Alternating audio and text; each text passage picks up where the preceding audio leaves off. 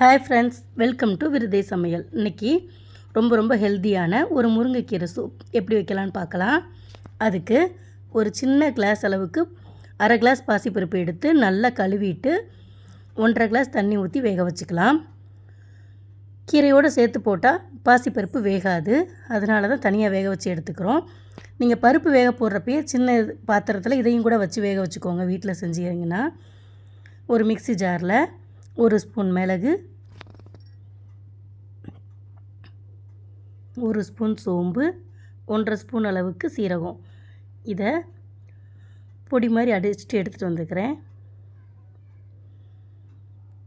அதை ஒரு பிளேட்டில் தட்டி வச்சுட்டு அதே மிக்ஸி ஜாரில் 15 பல் சின்ன வெங்காயம், ஒரு 10 பல் காணும் வெள்ளைப்பூடு, இது ரெண்டையும் குறவரப்பாக அரைச்சிட்டு வந்துக்குவோம். இதை மொத்தமாகவே எல்லாத்தையும் போட்டு கீரையை சூப்பாக வைக்கிறனாலும் வைக்கலாம், நல்லாயிருக்கும். ஆனால் நம்ம லேசாக வதக்கி வைப்போம். அதுக்கு ஒரு கடாயில் எண்ணெய் ஊற்றி பிரியாணி இலையும் கல்பாசி போட்டு வதக்கி விட்டுக்குருவோம். இப்போ வெங்காயம் வெள்ளைப்பூடு அரைச்சதை இதில் சேர்த்துக்கிறேன். இது நல்லா வதங்கிக்கிட்டு இருக்கிறப்ப ஒரே ஒரு தக்காளி பழம் சேர்த்துக்கோங்க. தக்காளி மட்டும் நல்லா வதங்கட்டும். அதுக்கப்புறம் மிளகு, சீரகம், சோம்பு அரைச்சதையும் இதில் சேர்த்துக்கிட்டு ஒரு 1/4 ஸ்பூன் அளவுக்கு மஞ்சத்தூளும் 1.5 ஸ்பூன் அளவுக்கு மல்லித்தூளும் சேர்த்துக்கோங்க.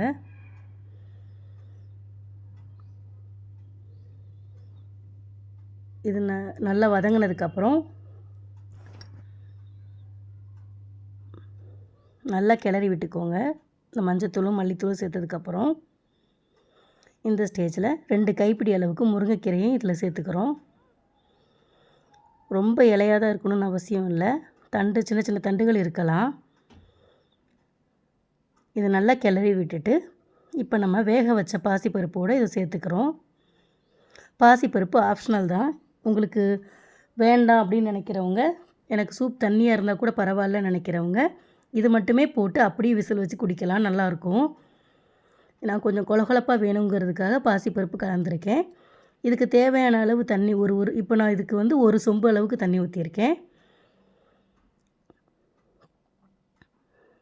பாசிப்பருப்பு சேர்த்துருக்கிறதுனால நம்ம சேர்த்துருக்கிறதுல உள்ள மிளகு காரம் இது பத்தாது. நம்ம பரிமாறுறப்ப மிளகுத்தூள் சேர்த்து பரிமாறிக்கலாம். இப்போ இதை ஒரு 5 விசில் வச்சு எடுத்துக்கலாம்.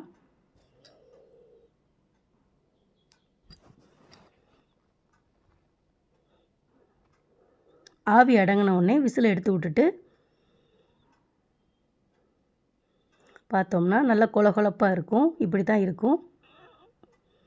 இதை ஒரு பவுலில் நம்ம மாற்றி பரிமாறலாம். பரிமாறுறப்ப இதில் நம்ம உப்பு சேர்க்கவே இல்லை, பரிமாறுறப்ப சேர்த்துக்கோங்க.